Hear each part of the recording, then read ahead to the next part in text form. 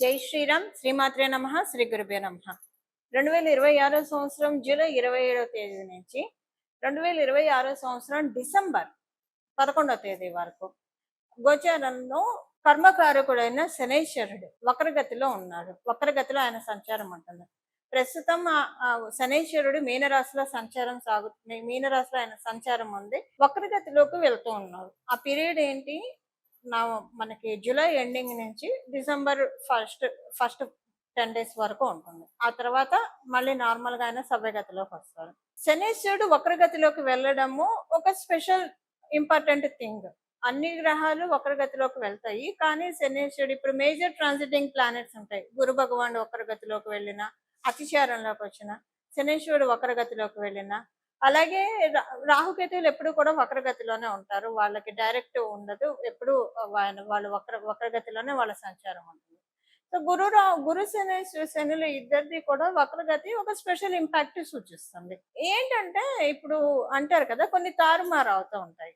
ఏం తారుమారు అవుతూ ఉంటాయి? శనీశ్వరుడు వక్రగతిలో ఉండడం వల్ల కొన్ని రాసుల వాళ్ళకి ప్లస్, మైనస్ అని చెప్పను కానివ్వండి, కొన్ని రాసుల వాళ్ళకి యావరేజ్ ఉంటుంది, కొంచెం బిలో యావరేజ్ కూడా ఉంటుంది. అంటే లాభపడే రాసుల వాళ్ళకి. ఇప్పుడు ఏ రాసుల వాళ్ళకి ప్లస్ అంటే, ప్రస్తుతం ఏలినాడు శని జరుగుతున్న రాసులకి ఆయన వక్రగతిలోకి వెళ్ళడం చాలా ప్లస్. అష్టమ శని జరుగుతున్న వాళ్ళకి ఇది ప్లస్. అర్ధాష్టమ శని జరుగుతూ ఉన్న వాళ్ళకి ఇది ప్లస్. అలాగే కంటక శని ఎవరికైతే ఉందో వాళ్ళకి ప్లస్. దీంతో పాటు మీ జన్మ జాతకంలో శనేశ్వరుడు వక్రగతిలో ఉంటే, అంటే మీరు పుట్టినప్పుడు మీ జన్మ జాతకం, మీ జన్మ కుండలి తీసినప్పుడు, అప్పుడు శనేశ్వరుడు ఏ స్థానంలో అన్నా ఉండనియండి, ఆయన కనుక వక్రగతిలో ఉంటే కనుక, శనేశ్వరుడు వక్రగతిలో ఉంటే కనుక, అప్పుడు కూడా మీకు ఆయన ఎప్పుడెప్పుడు వక్రగతిలోకి వస్తాడో అప్పుడప్పుడు మంచి రిజల్ట్స్ మీరు చూస్తారు. సందేహం లేదు అందులో.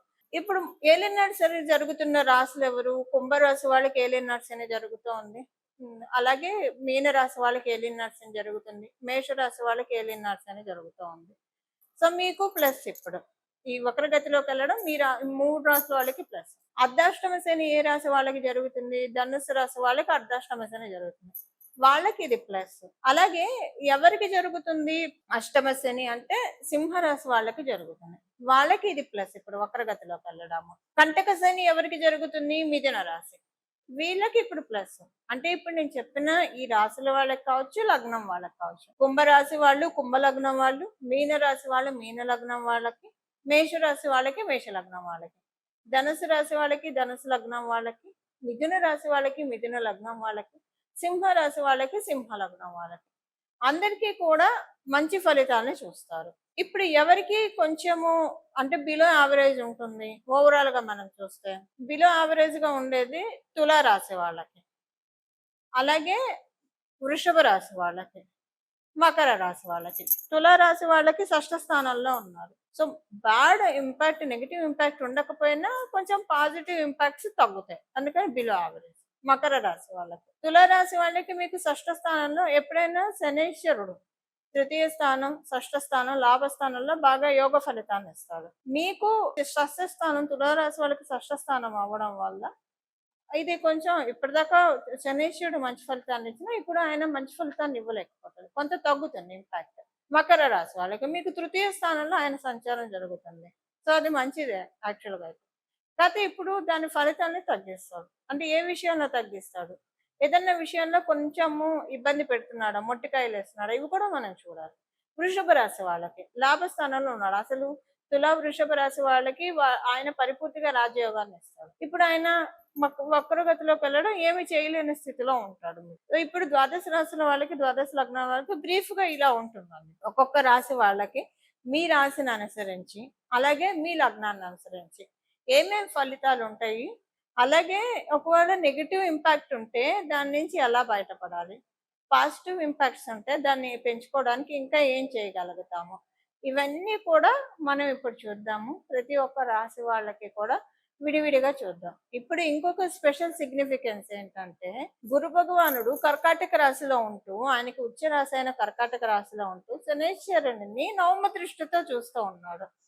శనేశ్వరుడిని ఆ నవమ దృష్టితో, మీనరాశిలో కదా ఆయన ఉన్నది, నవమ దృష్టితో చూస్తూ ఉన్నాడు. నవమ రాశి అవడం వల్ల ఆయనకి ప్రత్యేక దృష్టిలు ఉంటాయి కూడా కాబట్టి, నవమ దృష్టితో శనేశ్వరుని చూడడము ఆయన ఉన్నది మీనరాశి. మీనరాశికి అధిపతి కూడా గురు భగవానుడే. ఇది ఒక స్పెషల్ ఇంపాక్ట్ చూపిస్తూ ఉంది. ఇప్పుడు ఏ ఏ రాశుల వాళ్ళకి ఎలాంటి ఫలితాలు ఉంటాయి అన్నది ఇప్పుడు మనం చూద్దాము. అయితే ఇందులో ఏవైనా పాయింట్స్ నేను చెప్తూ ఉంటాను.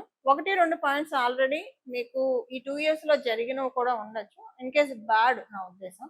ఒకవేళ బ్యాడ్ పాయింట్స్ ఏదైనా రాశి వాళ్ళకుంటే అది ఆల్రెడీ 2 ఇయర్స్‌లో జరిగితే ఇంకిప్పుడు జరగదు. అదొకటి మీరు ముందే నోట్ చేసి పెట్టుకోండి. ఇప్పుడు ప్రతి ఒక్క రాశి వాళ్ళకి ఏ ఏ ఫలితాలు ఉంటాయో మనం చూద్దాం. మళ్ళీ అదే గుడ్ అయితే మళ్ళీ జరుగుతుంది. ఇప్పుడు నేను చెప్పాను కదా! బ్యాడ్ అయితే ఆల్రెడీ 2 ఇయర్స్‌లో జరిగి ఉంటే ఇంకా జరగదు. మళ్ళీ రిపీట్ అవ్వదు. ఒకవేళ గుడ్ అనుకోండి జరిగినా మళ్ళీ జరుగుతుంది. అది ఇక్కడ ఇంపాక్ట్. వక్రగతి యొక్క ఫలితమే అది. ఇప్పుడు ప్రతి ఒక్క రాశి వాళ్ళకి ఎలా ఉంటుందో విడివిడిగా మనం చూద్దాం. వృశ్చిక రాశి, వృశ్చిక లగ్నంలో పుట్టిన వాళ్ళ యొక్క ఫలితాలు. వృశ్చిక రాశిలో పుట్టిన వాళ్ళకి శనీశ్వరుడు పంచమ స్థానంలో ఉన్నాడు, వక్రగతిలోకి వెళ్తున్నాడు. సో ఇది మీకు పూర్తిగా అనుకూలమైన ఫలితాలను అయితే ఇవ్వదు. ఇప్పుడున్న ఈ ట్రాన్సిట్ కొంచెం కేర్ఫుల్ గా ఉండాలి. మీరు ఏ ఏ విషయాల్లో కేర్ఫుల్ గా ఉండాలి అంటే ఒక 4 నెలలు అనుకోండి టోటల్ గా, జూలై నుంచి డిసెంబర్ వరకు కదా. సో ఈ 4 నెలలు కూడా కొంత అంటే కొన్నిసార్లు లైఫ్ లో ఈ పీరియడ్ వరకు నాది కాదు అని అనుకుంటే బెస్ట్. కొంచెం దేన్నైనా ఒక పాజిటివ్ యాటిట్యూడ్తో చూడండి. మీరు ఏదన్నా ఒక ఎఫర్ట్ పెట్టారు, దానికి రిజల్ట్స్ రాలేదు, so next time better luck అని మీకు మీరే చెప్పుకోండి. ఎందుకంటే ప్రస్తుతం రాకపోవడం మంచిది కాబట్టి ఆయన ఇవ్వడు, అంతే. సెకండ్ థింగ్ ఏంటంటే కొంత మీ మీద రూమర్స్, అలిగేషన్స్ స్ప్రెడ్ అవుతాయి, అవేమీ పట్టించుకోకండి. కొంచెం బాధ అనిపిస్తుంది మీకు, వాటిని హ్యాండిల్ చేయడం కూడా కష్టం అనిపిస్తుంది, కానీ పట్టించుకోకండి. ఇది టెంపరీ పీరియడ్ ఆఫ్ టైం. తర్వాత మళ్ళీ మీ మీద వచ్చిన రూమర్స్, అలిగేషన్స్ అన్నీ కూడా రాంగ్ అని ప్రూవ్ అవుతాయి. మంచి రోజు మళ్ళీ ఉంటుంది. సో ఈ విషయంలో మీరు కొంచెం పట్టించుకోకండి.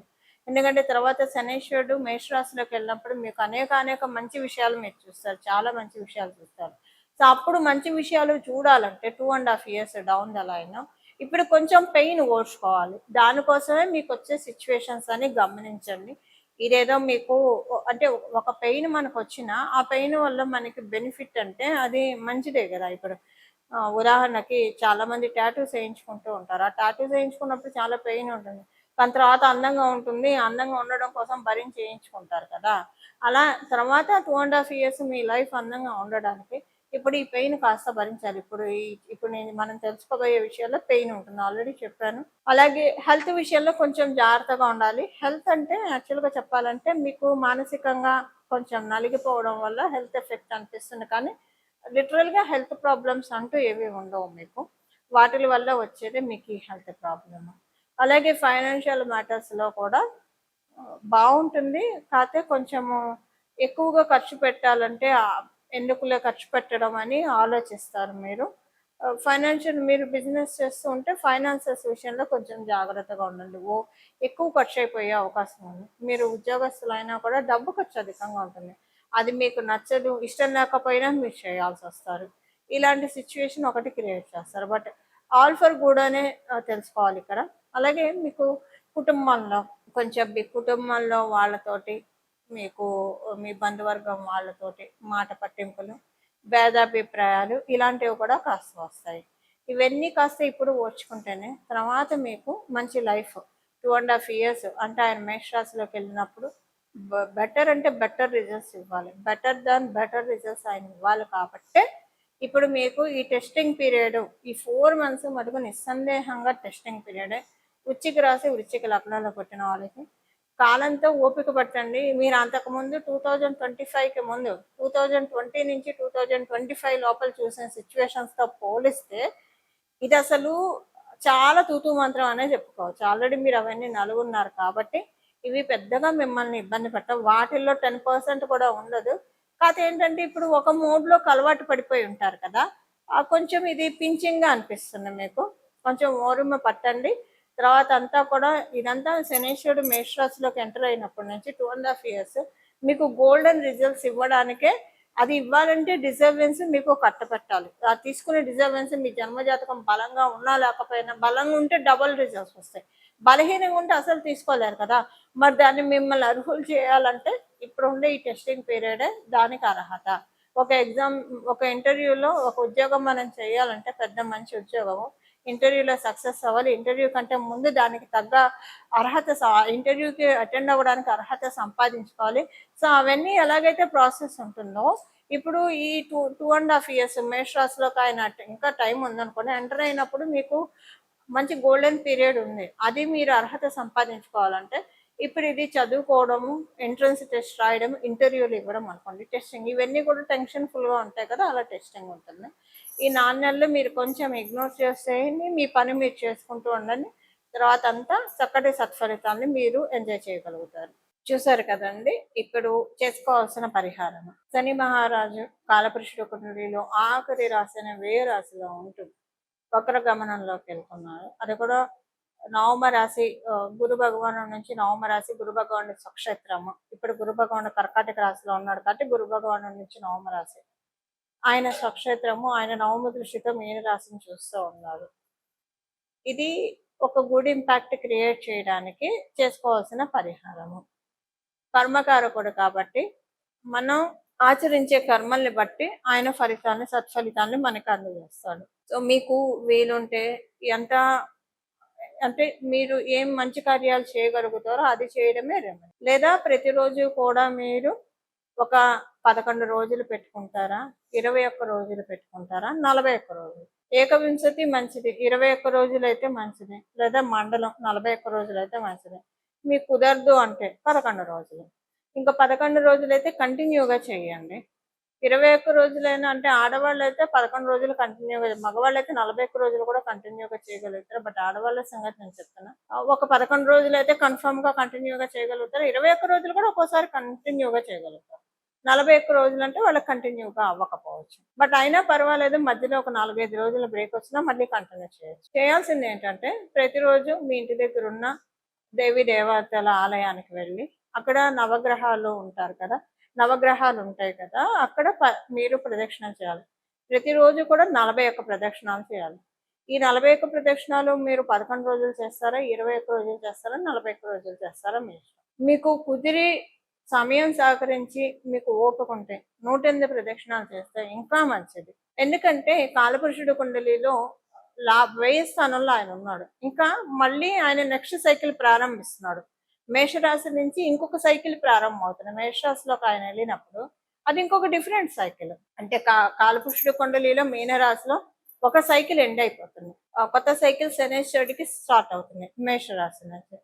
సో మేషరాశి నుంచి మళ్ళీ మీనరాశిలో కంటే మళ్ళీ రావడానికి 30 సంవత్సరాలు ఉంటుంది. ఈ 30 సంవత్సరాల్లో మనకి ఇబ్బంది లేకుండా బాగా ఉండడానికి this is the right time. End of the point లో ఈ పరిహారం చేసుకోవడం వల్ల శనేశ్వరుడు మేషరాశిలోకి వచ్చినప్పటి నుంచి ఆ తర్వాత జరిగే ఆయన ఏ రాశుల్లోకి వెళ్ళినా ఇబ్బంది పెట్టే సిచ్యువేషన్స్ ఒకవేళ ఉంటే ఆయన వల్ల అది ఇవ్వకుండా ఆ రిజల్ట్స్ ని తక్కువ చేస్తాడు. ఇబ్బంది పెట్టే రిజల్ట్స్ ఉంటే తక్కువ చేస్తాడు, కానీ ఏదన్నా మనకి బ్లెస్సింగ్స్ ఇచ్చేవి ఉంటే వాటిని చక్కగా ఇస్తాడు. ఇబ్బంది పెట్టేవి యావరేజ్గా చేసేస్తాడు. అలా చేయడానికి ఇప్పుడు మనకి ఇది అత్యద్భుతమైన సమయం. దానికి కారణం ఏంటి, 30 సంవత్సరాల వరకు ఎందుకు సెక్యూర్ అని చెప్తున్నా, ఇప్పుడు గురుబలం కూడా ఉంది. గోచారంలో మనందరికీ ఇప్పుడు గురుబలం ఉంది. కర్కాటక రాశిలో ఆయన ఉండడం వల్ల, ఉచ్చ రాశిలో ఉండడం వల్ల, అది కూడా ఆయన మీనరాశిని దృష్టి పెట్టాడు కాబట్టి నవమ దృష్టితోటి ఒక 30 ఏళ్ళు స్ట్రాంగ్ అండ్ సెక్యూర్ చేసుకోవడానికి సింపుల్ రెమెడీ. మీకు కుదిరితే 41 రోజులు చేయండి, ప్రతిరోజు 108 చేయండి, చాలా మంచి రిజల్ట్స్ చూస్తారు. 21 రోజులు చేయండి, 108 చేయండి, లేదా 11 రోజులు చేయండి, ప్రతిరోజు 108 చేయండి, లేదా 41 ప్రదక్షిణాలు చేయండి. మీరు ఎంత ఎక్కువ ప్రదక్షిణాలు చేస్తే అంత మంచి ఫలితాన్ని మీరు తీసుకోగలుగుతారు. మీకు ఆరోగ్యం సహకరించట్లేదు, 3 ప్రదక్షిణాలు అయినా చేయొచ్చు.